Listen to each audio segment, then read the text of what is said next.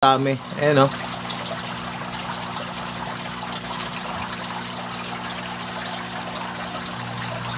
So yun guys, what's up? Welcome back sa channel natin. So for today's video, eto, maglilipat tayo ng mga railings natin. Since naka 1 month na sila rito sa tank natin na to. Ito yung pinagpagpaga natin ng mga railings. So ililipat na natin sila sa mas malaki na pond.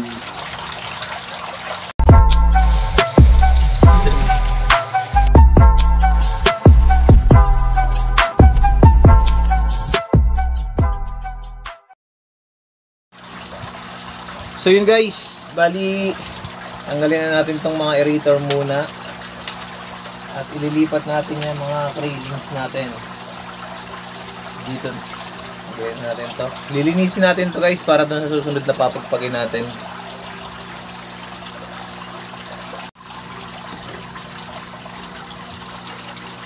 So yun guys, lipat na natin tong mga railings na to. So umpisahan natin damputin sila paunti-unti.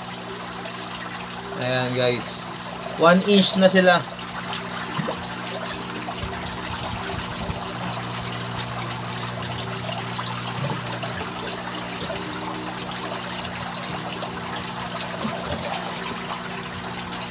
Itong hides nila guys, gagamitin pa rin natin to sa paglilipatan natin sa kanila.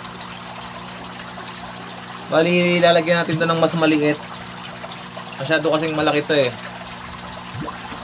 Takaw sa space. Ayan. Pero since medyo malaki naman tong aquarium na to, nagagamit pa naman kahit paano. Ayan. Ito guys, sa mga railings natin. Ayan.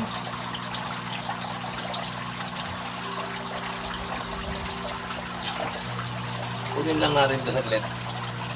Pakita ko sa inyo maya maya. Guys, kung naalala nyo or yung mga subscriber ko dyan, ito yung railings na pinagpag natin a month ago. Halos nasa nasa 300 railings. So check natin guys kung aabot ng 300 pa rin tong mga railings natin dito. Tansya lang naman natin yun. Pero more or less yun guys, mga ganon. Medyo malaki yung female natin nun eh. Sa dami ng... Siyempre may mortality yan. Hindi porke nakapagpapisa kayo ng 300 eggs, ay 300 na railings din ang mabubuhay nyo. Hindi ganon yun guys. May mortality pa rin dyan. Kagaya dito sa atin, siyempre sa molting kasi yan. Yung mga ganito kasi guys, yung mga railings na ganito, mabilis kasi yan mag-molt yung mga yan hanggang 1 inch. Ang dalang nila, ang dalas nilang mag-molt.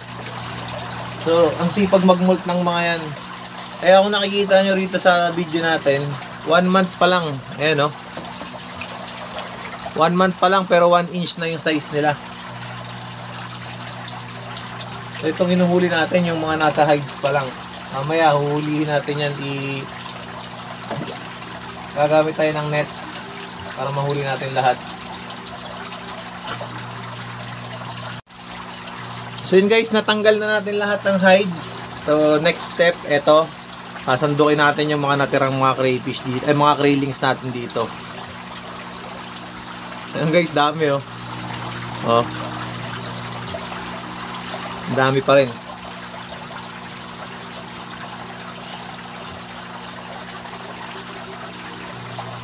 Sobrang dami kasi talaga nito guys. Isa to sa mga marami din lumabas na sa batch nila. Ayan, may natira pang hides. So pakita ko sa inyo guys kung ano sinasabi ko, gaano kadami. Ayan o.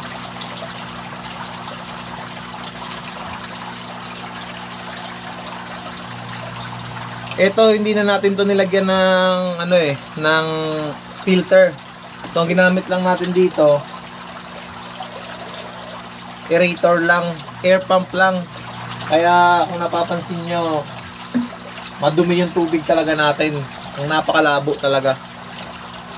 Biruin nyo ba naman guys, isang buwan yan walang linis-linis. Hindi tayo naglilinis dito isang buwan. Kasi syempre, ayaw nating ma-apektuhan yung mga krillings natin. Kaya hindi tayo naglilinis dito. So ngayon, harvest tayo dito. Ayan guys, dami pa rin, So mamaya papakita ko sa inyo yung kung gaano kadami tong mga to. Kasi nung pinagpag natin dito, nasa halos 300 eggs yung tansya natin dito. Ngayon, malalaki na sila. Hindi natin alam kung gaano na to kalalaki. Kaya kung gusto niyo mag-business ng ganito, ng crayfish, napakaganda. Magkaroon ka lang nito guys ng ng 6 na breeder. 4 na babae o kaya 2 lalaki. Imagine niyo sa harvest nyo, ganyan kadami. Tapos ibebenta nyo rin sila. Alam nyo naman yung presyuhan nito, napakaganda. Ang lakas ng ang ganda ng bentahan nito sa market.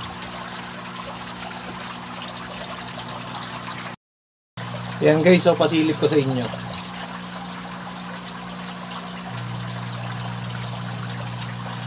Kita nyo kung gaano kadami yan. Yung halos 300 craylings natin, halos hindi nabawasan. Pero syempre may mortality doon, I'm sure. Kada molt ng mga yan, kapag nanghina yung mga yan sa molting, kinakain din sila ng mga kasamahan nila. Kaya talagang magkakaroon ng mortality yan. Pero yun, sinasabi ko, kung mas marami kayong breeder, hindi nyo mararamdaman yung mga mortality na yan. So yun guys, ito nahuli na natin yung mga craylings. Eto. Bawasan natin ng konti yung tubig. Ito guys, pakita ko sa inyo. Ayan kung gaano kadami yung mga yan. Mga craylings natin. Hindi ko na mabilang kung gaano kadami to. Pero ayan sobrang dami na ito guys.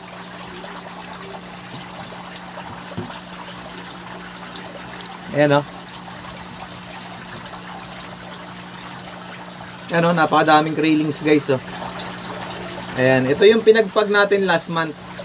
Last month na pinagpag natin. 1 month to, after 1 month na to guys kung gaano kalalaki, kung gusto nyo makita. Ayan, nasa 1 inch na sila halos. Yung iba mas maliliit. So probably mga female yung mga yan. So nabubuli kasi. So hindi maiiwasan yon.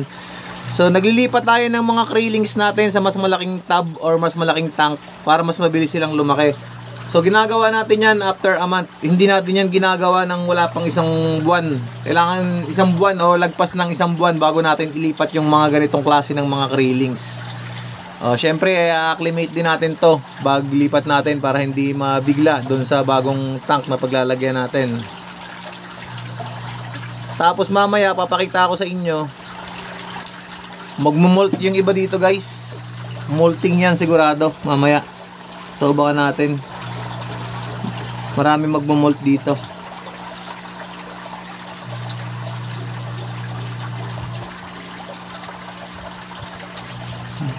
Ayan marami na mga balat guys Ibig sabihin yung mga yan talaga pamolt na yung mga yan. So acclimate lang tayo, then lipat natin tong mga to. So yun guys, kung napapansin nyo, ito yung bagong paglilipatan natin sa kanila. So plastic container ito ginawa natin para sa mga craylings natin. Medyo mas malaki ito ng konti kaysa dun sa aquarium na pinagpagpaga natin noon. Yung mga hides nila guys, since 1 inch pa lang naman sila, so kasya pa sa kanila yung mga ganitong klase ng hides.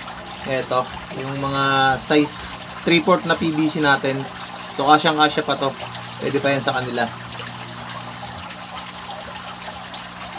Ito, I'm sure magmumolt tong mga to guys, kaya kailangan talaga to ma-acclimate natin kahit paano. Kasi pagka binigla natin yung mga yan, sabay-sabay magmumolt yung mga yan. So antayin natin ng konti, tapos papakawalan na natin yung mga yan.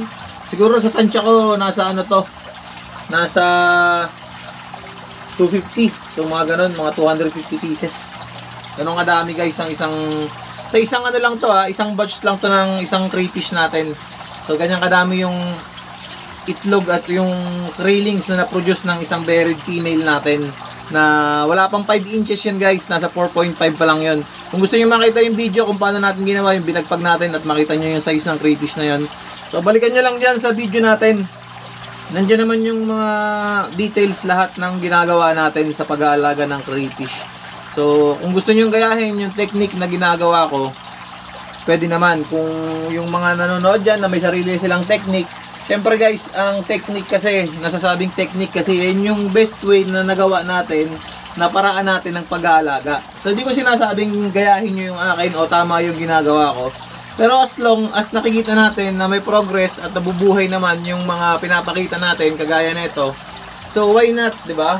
Ba't hindi natin subukan? Kung effective naman pala yung ganyang klase ng method ng pagpapagpag, ng paghihiwalay, ng pag-aalaga, pwede nating subukan yun guys. Wala namang masama dun eh. Pero syempre, experience pa rin ang magdadala sa inyo. Mas maganda pa rin yung experience nyo talaga na soon may madidiscover kayo ng mga bagong knowledge tungkol sa pag-aalaga ng mga crayfish. So, mas maganda yon. So, ang akin lang, nasishare ko kasi yung sa akin dahil nag-umpisa na rin naman tayo mag-vlog. So, sinishare ko na lang yung mga knowledge na natutunan ko sa pag-aalaga ng ganito. Ngayon, yung sa inyo, kung may matutunan kayo na bago, gusto nyo ituro sa amin, yan, bukas naman lahat ng social media dyan para panoorin at ipakita nyo yung mga paraan na ginagawa nyo. So, hindi natin kailangan ipagdamot yung mga ganito guys. Kaya nga tayo nagbebenta ng ganito, tapos ipagdadamot natin kung paano mag-alaga ng ganito. Siyempre, hindi ganun. So, acclimate ko lang guys Tayo lang kayo. So yun guys, after 30 minutes na pag-acclimate ng mga to, so papakawalan na natin yung mga yan. Siyempre yung tubig niyan isasama na rin natin. Wala namang problema guys, lilinaw din yan mamaya. Sa ngayon medyo malabo lang talaga, pero mamaya lilinaw na rin yung mga yan. So yan, yung gusto nyong makita kung gaano kadami yung railings natin, ayan. Yan na yun lahat guys. So subukan natin bilangin. 1, 2, 3, 4, 5, 6, 7, 8, 9, 10, 11. So, 11.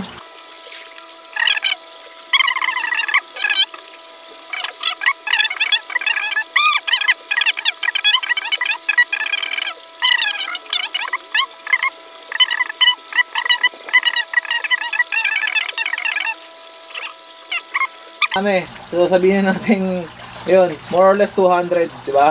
250 ganun. So dami talaga. So kawawa naman yung iba. At palabasin na natin. Eto pala, bago ko tapusin yung video na to, pakita ko lang din sa inyo to. Ito yung sinasabi ko talaga lagi eh. Ayaw na nila.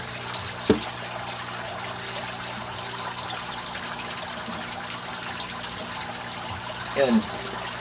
Guys, ito, pansinin nyo.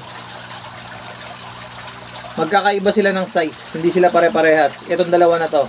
So, kunin ko na lang yung sinasabi ko. Itong dalawa na to guys. Ayan o.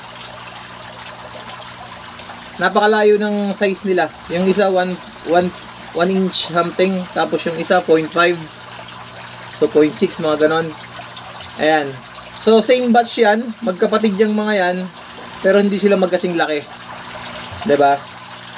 Ayan yun. Kaya kung nagtatanong kayo, bakit yung ibang binibenta, hindi kalakihan pero breeder na. Sinasabing breeder na agad. Ayan guys. Kasi, nabubuli minsan or naubusan sa pagkain. Kaya hindi sila agad lumalaki. Pangalawa, pwedeng female yung mga yan. Kaya hindi ganun kabilis lumaki yung mga yan. Usually, ang lumalaki male. Mas malaki lagi ang male. Ayan, kaya breeder lang talaga ang nakakaalam o yung mga talagang nag-aalaga lang kung kailan na pwedeng i-out as a breeder yung mga railings na yan o mga crayfish na yan. Kasi alam namin kung ilang months na sila. Pag tumungtong ng 5 to 6 months itong mga crayfish natin o mga railings natin na to, Actually, pagka 5 to 6 months, crayfish na yung mga yan.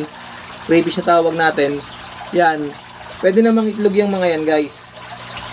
Kahit na sabihin natin ito 2.5 inch lang, pero 5 to 6 months na siya. 'Di ba? So, wala yan sa size ng crayfish kung gusto niya ng breeder. Hindi sa size tinitingnan yan. Tinitingnan yan kung ilang buwan na. So, kung hindi kayo sure dun sa mga nagbebenta sa inyo, yun, so background check muna kayo guys. Baka naman kasi binebenta lang nila, sasabihin nila na breeder na, pero yun pala mga 4 months lang. Sadya lang talagang malalaki. Ayan, kagaya nito, 1 month pero ang laki na agad. Ayan. So yun guys, hanggang dito na lang. At ito, nailipat na natin tong mga to. So sa mga bagong tambay lang sa channel natin guys, yun, automatic. So subscribe nyo na lang po yung channel natin. Ayan, then click nyo rin yung notification bell para na-update ko kayo tuwing gumagawa ko ng mga videos tungkol sa pag-aalaga ng mga crayfish o mga lobster na inaalagaan natin. So yun, nakapaglipat na tayo ng railings ngayon sa bagong tank natin. At lilinisin na natin yung huling pinaglagyan kasi may ilalagay na naman tayong bago doon. May next batch tayo ron. Ayan. So yun guys, hanggang dito na lang at maraming salamat sa inyo and happy crayfish farming.